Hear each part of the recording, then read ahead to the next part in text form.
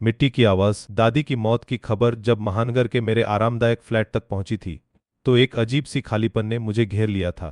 खालीपन सिर्फ दादी के जाने का नहीं, बल्कि उन अनकहे सवालों का भी जो हमेशा उनके इर्द गिर्द मंडराते रहते थे। टैक्सी एक विशाल जर्जर हवेली के सामने रुक गई। यह हमारी पुश्तैनी हवेली थी, राजरानी निवास। कभी अपनी शान और भव्यता के लिए जानी जाने वाली यह हवेली अब समय की मार और उपेक्षा की निशानी बन चुकी थी। उसकी दीवारों पर काई जम चुकी थी और खिड़कियों के कांच टूटे हुए थे, जैसे उसकी आंखें अब दुनिया को देख नहीं सकती। दरवाजा खोलकर मैं अंदर दाखिल हुई। हवा में पुरानी लकड़ी, मिट्टी और उदासी की एक गहरी महक थी। दालान में कुछ औरतें बैठी थीं, सिर झुकाए धीरे धीरे रो रही थीं। मेरी चाची कमला काकी मुझे देखते ही उठ खड़ी हुई। उनकी आंखें सूजी हुई थीं और चेहरा तनावग्रस्त। आरुषि आ गई, कमला काकी ने एक सूखी आवाज में कहा। उनके चेहरे पर दुख के साथ साथ एक अजीब सी बेचैनी भी थी, जिसे मैं समझ नहीं पाई। दादी तुम्हें बहुत याद करती थीं। दादी की यादें मेरे मन में घूम गईं, एक मजबूत इरादों वाली, थोड़ी रूखी लेकिन अंदर से प्यार करने वाली औरत, जिनकी आंखों में हमेशा एक गहरी अनकही कहानी तैरती रहती थी। वह कहानी हमेशा के लिए खामोश हो चुकी थी। दादी के कमरे में जाकर मैं अवाक रह गई। धूल की मोटी परत हर चीज पर जमी थी, जैसे समय ने यहां सांस लेना बंद कर दिया हो। का पलंग, पुरानी लकड़ी की अलमारी और वह छोटी सी चौकी जिस पर बैठकर वे हमेशा पूजा करती थीं, सब कुछ वैसा ही था, बस दादी नहीं थीं। अलमारी खोलने पर कपड़ों की एक पुरानी गंध ने मुझे घेर लिया।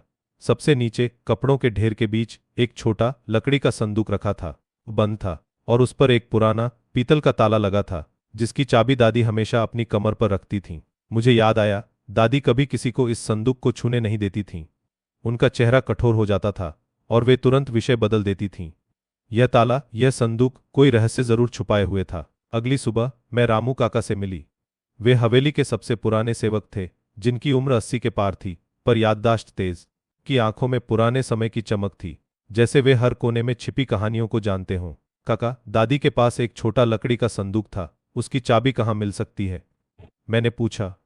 रामू काका के चेहरे पर पल भर के लिए एक अनजानी उदासी छा गई। वह संदूक, उस संदूक में पुरानी यादें बंद हैं बिटिया, उन्होंने धीरे से कहा, जैसे वे शब्दों को तौल रहे हों।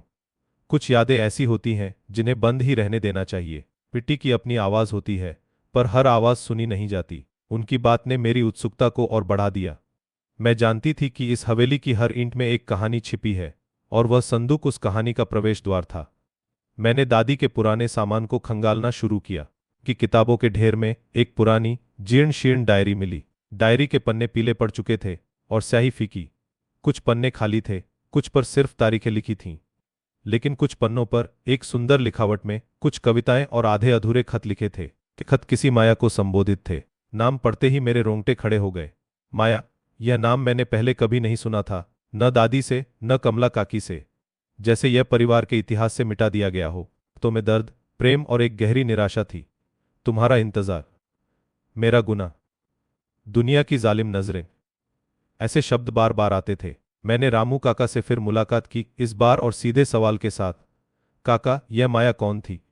उनके चेहरे पर पहले तो झिझक आई, फिर एक गहरी सांस लेकर उन्होंने बोलना शुरू किया। वो तुम्हारी दादी की छोटी बहन थी बिटिया, उन्होंने अपनी आवाज धीमी कर दी, जैसे दीवारों के भी कान हों। एक ऐसी कहानी जिसे इस हवेली ने मिट्टी में दबा दिया। काका ने बताया कि माया दादी से छोटी थी, बेहद खूबसूरत और जिंदा दिल। उसे एक ऐसे लड़के से प्यार हो गया था जो हमारे समाज और जाति का नहीं था। यह बात परिवार के लिए एक भयानक अपमान थी। जब परिवार को इस प्रेम संबंध का पता चला तो भूचाल आ गया। दादी, जो उस समय सबसे बड़ी थीं, को परिवार की इज्जत बचाने की जिम्मेदारी उठानी पड़ी। माया को हवेली में कैद कर दिया गया।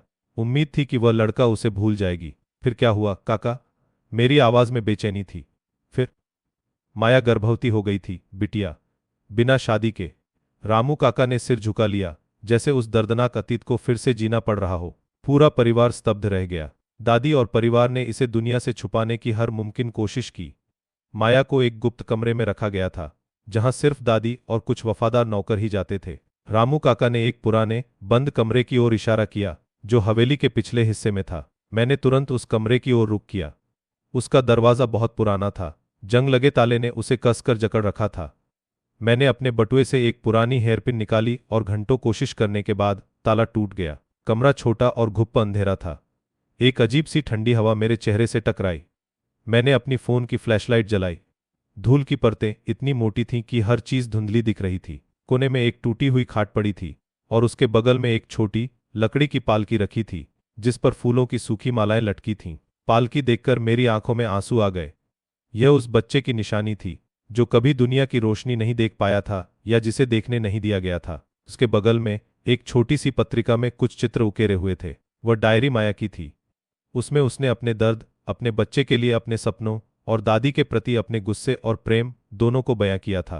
अंतिम पन्ने पर उसने लिखा था, मेरी आवाज अब मिट्टी में मिल जाएगी पर मेरा प्यार हमेशा रहेगा।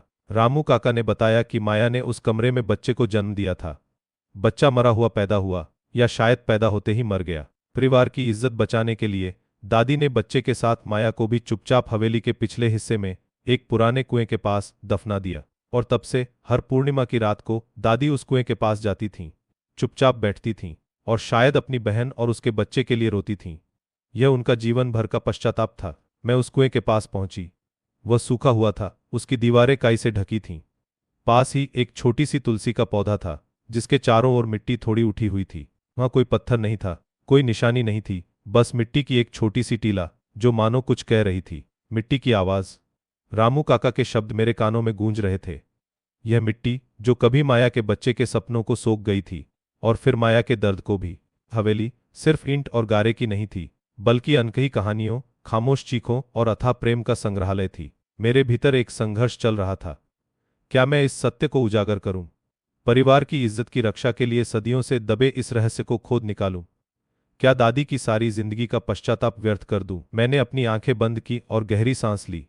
दादी की आंखों की वह अनकही उदासी, माया के खतों का दर्द और रामू काका की रहस्यमयी बातें सब एक साथ मेरे भीतर गूंज रहे थे। मैंने महसूस किया कि हर परिवार का अपना एक रहस्य होता है, एक ऐसी कहानी जिसे सिर्फ मिट्टी ही जानती है। मैंने तय किया, माया की आवाज मिट्टी में दबकर भी हवेली की हर धड़कन में जिंदा रहेगी।